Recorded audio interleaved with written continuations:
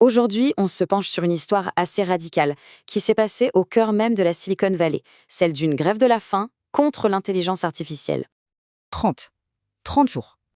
C'est le récit d'un combat très personnel, presque intime, face à l'une des plus grandes révolutions technologiques de notre temps. Alors tout commence là où bat le cœur de la tech mondiale, à San Francisco. On a donc une personne, un lieu et une action très concrète. Imaginez la scène. Un homme, Guido Reichstatter, qui décide de littéralement mettre son corps en jeu pour faire passer un message. Et pas n'importe où, juste devant les portes d'un des géants de l'IA. Ce qui est frappant, c'est la clarté, mais aussi l'ampleur de sa demande. Il ne s'agit pas juste de faire une pause. Non, son but, c'est un arrêt total, définitif.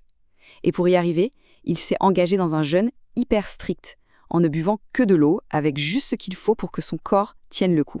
Mais alors pourquoi? Pourquoi un geste aussi extrême? Quelle est la peur qui peut bien motiver une telle décision? Et là, on touche au cœur du problème.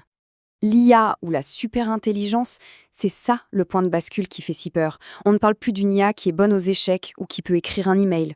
On parle d'une intelligence qui nous dépasserait dans tous les domaines. C'est un peu comme ouvrir la boîte de Pandore sans savoir ce qu'il y a dedans. Cette phrase, elle résume tout. C'est une image hyper puissante. La crainte fondamentale, ce n'est pas tant une machine qui deviendrait méchante comme dans les films. Non, c'est plutôt la perte de contrôle. Une technologie si complexe qu'une toute petite erreur, un simple signe changé dans le code, pourrait avoir des conséquences, totalement imprévisibles et potentiellement catastrophiques. Le choix d'Anthropic, ce n'était pas un hasard, en fait. C'est une entreprise qui a été fondée sur l'idée de développer une IA sûre. Ils reconnaissent publiquement les dangers. Et c'est justement ça que Reichstatter a voulu pointer du doigt. Cette contradiction qu'il voyait comme une forme d'hypocrisie. D'un côté dire « attention, c'est dangereux » et de l'autre continuer à développer la technologie qui représente ce danger.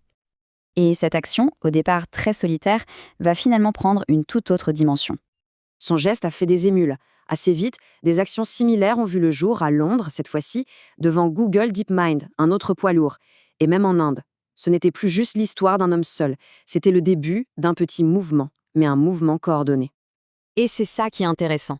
Ce petit réseau de militants a réussi à faire d'un événement local un vrai sujet international. Ça a montré que cette peur de l'IA, ce n'était pas juste l'obsession d'une personne, mais une angoisse bien réelle qui traverse les frontières. Bon, face à cette mobilisation physique, visible et de plus en plus internationale, on peut se demander quelle a été la réaction des entreprises visées. Le contraste est saisissant. D'un côté, un engagement total, un sacrifice physique, un homme qui s'affaiblit de jour en jour sous les yeux du public. Et de l'autre, rien. Le silence radio, un silence assourdissant.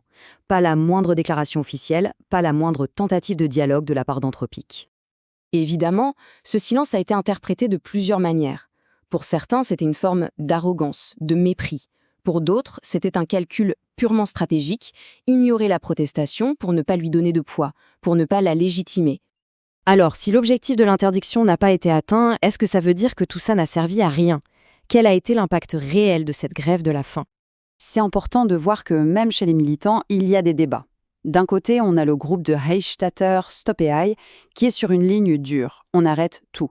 Pour eux, le risque est tout simplement trop grand. De l'autre côté, il y a des groupes comme Pause AI qui ont une approche plus modérée. Eux, ils demandent une pause, le temps de mettre en place des règles, des garde-fous. Comme on pouvait s'y attendre, la méthode a énormément divisé. Pour ses soutiens, c'était un acte de courage, un sacrifice nécessaire. Mais pour ses critiques, c'était au mieux contre-productif, au pire, une sorte de chantage émotionnel. Ça a déclenché des débats passionnés, notamment dans les cercles de la PEC. Et c'est peut-être là, en fait, que se trouve le vrai succès de cette action. Non, elle n'a pas obtenu l'interdiction mondiale, mais elle a réussi à faire quelque chose d'important.